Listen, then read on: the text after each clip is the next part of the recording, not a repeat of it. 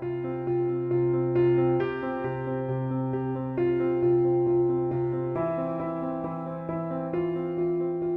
noite a todos. Vamos dar início ao estudo do Evangelho do Centro Espírita Caminho da Verdade. Vamos elevar nosso pensamento a Deus, a Jesus, nosso mestre, irmão, pedir a presença dos mentores da nossa casa de oração para que nos assistam, nos ajudem a mantermos concentrados, com atenção, para que possamos compreender e colocar em nosso coração a lição que teremos hoje. Rogamos também as suas bênçãos, Senhor, sobre todos nós, aliviando as nossas dores, nos mostrando o caminho certo para as nossas decisões, que a gente possa sair daqui, colocando em prática o que aprendemos e cada vez servir mais o nosso próximo e estarmos conscientes do nosso caminho espiritual. Que assim seja, graças a Deus. Bom, o tema de hoje nos parece bem simples, mas é muito importante, O honrai, pai, o vosso pai e a vossa mãe. É o capítulo 14 e nos faz, pensar sobre a nossa origem, de onde nós viemos. Quando a gente faz essa reflexão, nós vamos ter que viemos dos nossos pais, E aí com isso já nos demonstra a importância, dos nossos pais para a nossa vida terrena.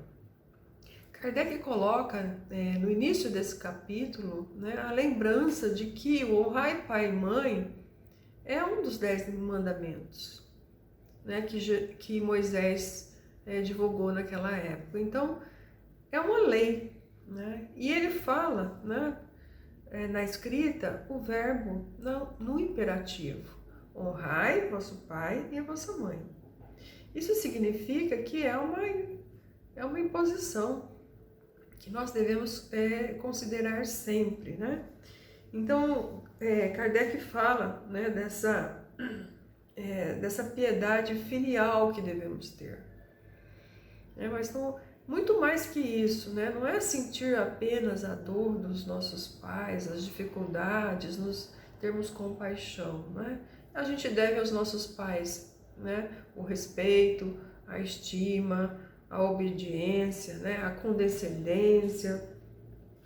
Então, são todas as atitudes que nós temos que ter perante os nossos pais, Por mais complexa que a situação da nossa família, nos apresente, nós temos sempre que estarmos, dedicados aos nossos pais. Isso é o que aqui no capítulo chama de devotamento. Nós temos que ter um devotamento incondicional, que inclusive pode exigir de nós o sacrifício. E por que isso é tão importante? Porque faz parte da lei de amor e caridade. Amar ao próximo como a nós mesmos, Os nossos pais, Se amamos o nosso próximo, nossos pais estão incluídos, naquelas pessoas que fazem parte da nossa família. E não somente esse, mas os que também, às vezes não diretamente, são da nossa família, mas em algumas situações desempenhar o papel de pai e mãe. Também é uma outra reflexão que a gente pode fazer. Porque às vezes em alguns momentos da nossa vida aparece uma pessoa ligada a nós, ou até mesmo mais distante, que representa aquele papel que o pai ou a mãe faria. Então também devemos honrá-los, Deus, Kardec fala que pune sempre de maneira rigorosa toda violação desse mandamento, do honrai vosso pai e a vossa mãe. Naquela época,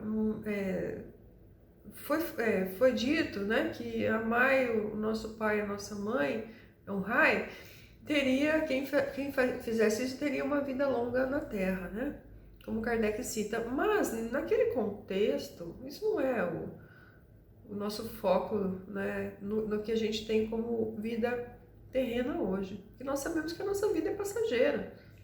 Primeiro porque o nosso corpo não vai permitir que nós vivamos eternamente, né, com esse corpo que temos. Mas isso foi dito para que naquele povo, né, os hebreus, né, que eles tinham, né, na posse da terra um valor muito grande. Então foi uma maneira, né, deles perceberem o quanto seria valioso honrar o pai e a mãe. Nós já sabemos que isso não é bem assim, né, mas que, de acordo com nós nos devotamos aos nossos pais, né, nós vamos responder posteriormente pelas nossas atitudes, né, que deixamos de fazer ou que não fizemos de forma adequada. Kardec fala também da importância da assistência material. Claro que temos que dar assistência material também, né? Faz parte, né? É algo como nós, quando nascemos, os nossos pais deram assistência material pra gente.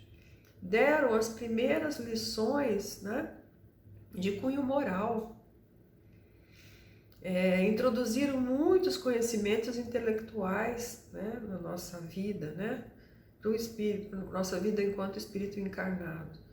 Então, nada mais justo que, nesse momento em que eles se tornam frágeis pela própria idade ou por ocorrência de doenças ou situações, né, adversas, nada mais justo que nós substituímos e fazemos essa assistência. Com certeza, muitos de nós vão se tornar os pais dos nossos pais.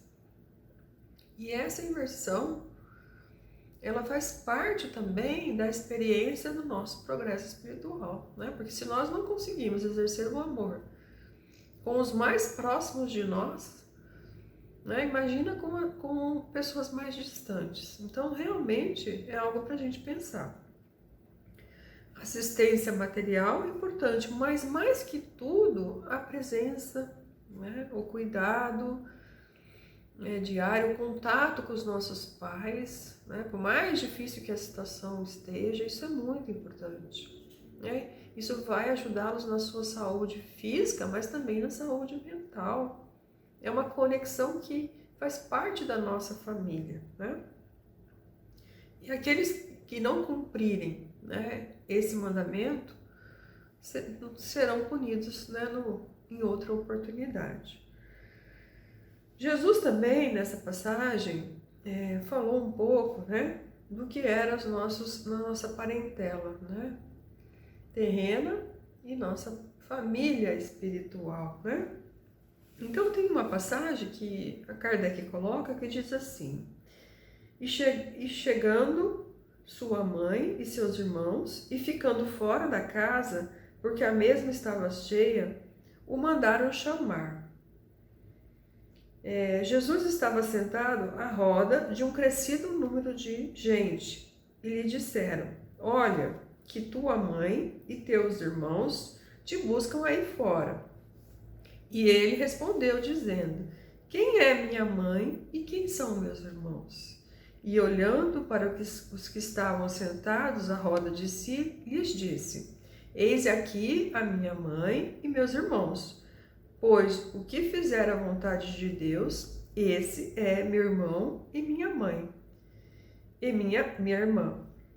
Isso está em Marcos, no Evangelho de Marcos e no Evangelho de Mateus. Tá? Então aqui Jesus até criou uma situação de questionamento, né?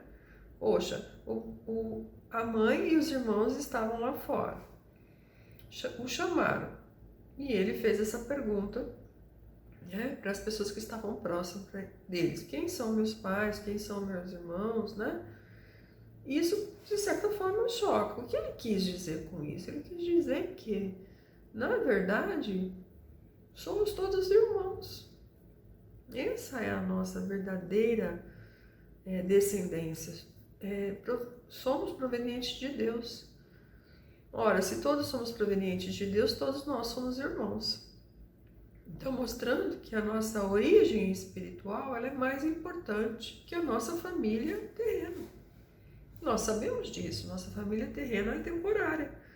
Hoje eu estou Juliana, mas eu não sou Juliana em todas as existências, né? Eu vou figurar de outra forma. Agora eu sou filha, amanhã, depois eu sou mãe, hoje eu reencarno com sexo masculino, na próxima encarnação feminino, e assim vai, né? Se modificando de acordo com a nossa necessidade evolutiva. Então, mostrando para nós que essa nossa existência breve aqui, sei lá, de 100 anos, né? Ela é uma pequena passagem da nossa vida espiritual. Então, nada nós temos mais de maior certeza de que somos todos iguais. Viemos, né, do princípio inteligente, viemos aí de Deus. Então, todos somos irmãos. Então, ele quis dizer isso, né? E isso é muito importante, não é? Por quê? Porque é a regra que nós temos que ter de conduta. E quando nós verdadeiramente nos considerarmos irmãos, nós vamos viver muito mais em harmonia, né? Porque aí vai priorizar a cooperação entre pessoas, entre famílias, entre países, né? E não mais a competição que muitas vezes acontece. E ele fala também, Kardec, da ingratidão, né? Muitas vezes, né, nós temos que pensar que reencarnam numa mesma família espíritos que não são simpáticos, que viveram experiências de conflitos em vidas anteriores. E óbvio que se eles tiveram, né, momentos de muito conflito, reencarnando, né, numa mesma família, eles vão manifestar de início esses conflitos, essas diferenças, mesmo sendo criado pelos mesmos pais, né, tendo vindo da mesma mãe e do mesmo pai, do ponto de vista físico, biológico, né? Isso pode acontecer e acontece. Mas, né, como Kardec fala, se nós vivemos uma existência de harmonia com as pessoas que dividimos ali o nosso principal laboratório, que é a família, eles serão depois espíritos simpáticos, nós teremos uma afinidade, né? Não necessariamente reencarnaremos juntos, mas teremos ali um grau de afinidade. Então pode existir dentro de uma mesma família espíritos próximos, né? De certa forma, com antipatia. E pode acontecer isso entre pais e filhos. Isso pode acontecer, né? Então, a doutrina espírita traz essa clareza para nós. Mas, independente disso, né, a gente, como honrar pai e mãe é um mandamento, nós temos que colocar isso como prioridade, né? E entender que se o laço de sangue, né, que são essas famílias que temos agora no plano terreno, não são tão fortes, é porque nós tivemos, né, situações adversas, complicadas em existências passadas. E à medida que nós formos nos modificando do ponto de vista evolutivo, esses laços espirituais vão começar a ficar mais fortes. Nós tenderemos a ter mais harmonia e levaremos essa experiência harmoniosa para o plano espiritual também. Nós temos que lembrar que, né, a experiência terrena na família ela é importante, né? Porque essa função de exercer a paternidade, a maternidade é importante, assim como nós sermos filhos e termos que ter obediência, termos que ter dedicação. Então, esses papéis são importantes.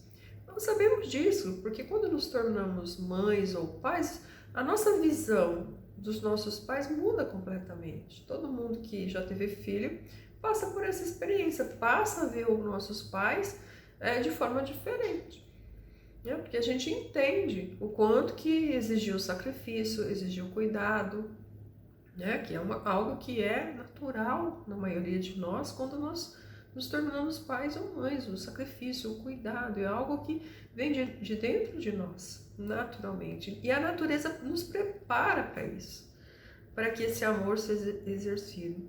Então, nada mais importante, né, do que nós retribuirmos tudo isso, né, para os nossos pais, independente de qualquer situação. Existem também, né, muitas mensagens, né, falando sobre isso. Eu escolhi uma mensagem que está no livro Leis Morais da Vida. Esse livro, ele é do Divaldo Franco, através do espírito de Joana de Ângeles, né? Então ele fala dos deveres do filho. Joana de Ângeles começa falando aqui na mensagem que toda gratidão que venhamos a ter com os nossos pais não será comparável à fortuna da oportunidade fruída através do renascimento carnal. O que significa isso? Que a nossa reencarnação ela é muito importante. Ela é uma fortuna para o espírito. Por quê? Porque ela é aquela fortuna que traz a experiência.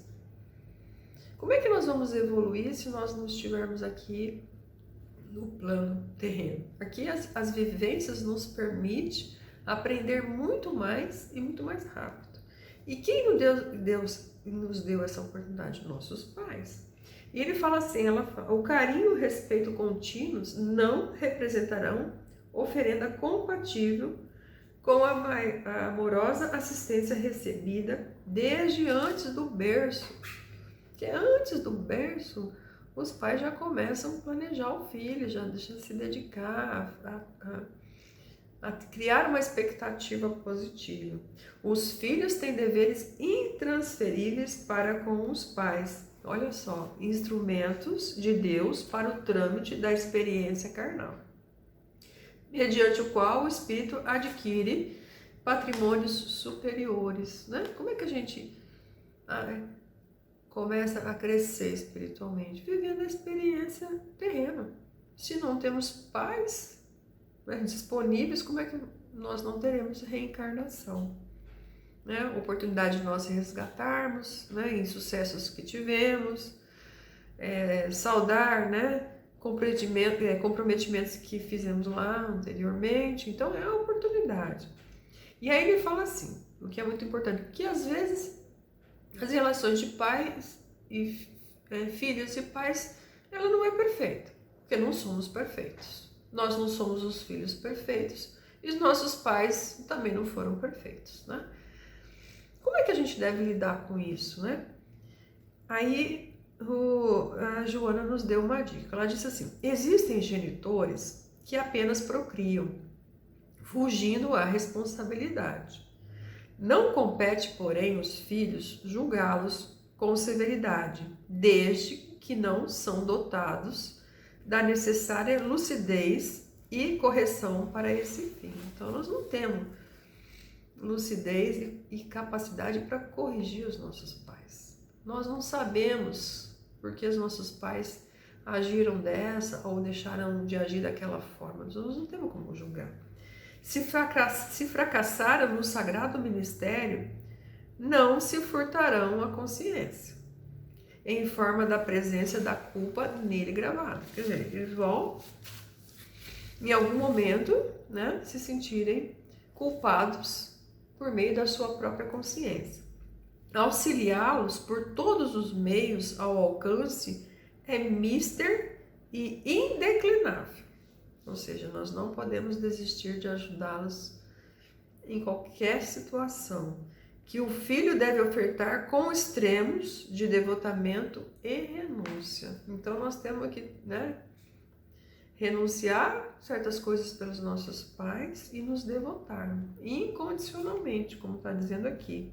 A ingratidão dos filhos para com os pais é dos mais graves enganos a que se pode permitir o espírito na sua marcha ascensional. Então é um engano mais grave que nós podemos cometer. A irresponsabilidade dos progenitores de forma alguma justifica a falência dos deveres morais por parte da prole, né? Então nós não podemos de alguma maneira justificar a irresponsabilidade que algum outro pai teve conosco. Ninguém se vincula ao trem através dos vigorosos liames do corpo somático, da família, sem justas e poderosas razões. Então, se nós tivemos pais que não foram perfeitos, de alguma forma, isso faz parte do nosso plano, né, kármico, ou seja, da nossa necessidade de passar por aquela experiência. Desincumbir-se das tarefas relevantes que o amor e o reconhecimento impõem, eis o impositivo que ninguém pode julgar lícito de postergar. Então não há razão que justifique a nossa irresponsabilidade do dever que temos que ter de honrar os nossos pais, como Joana está dizendo aqui para nós. Então, independente da situação, por maior e difícil que seja, né, ao menos a presença, o contato, né, o cuidado, o carinho nós temos que desempenhar com os nossos pais. Que Jesus nos ilumine e nos ampare, hoje e sempre, que assim seja, e muito obrigada.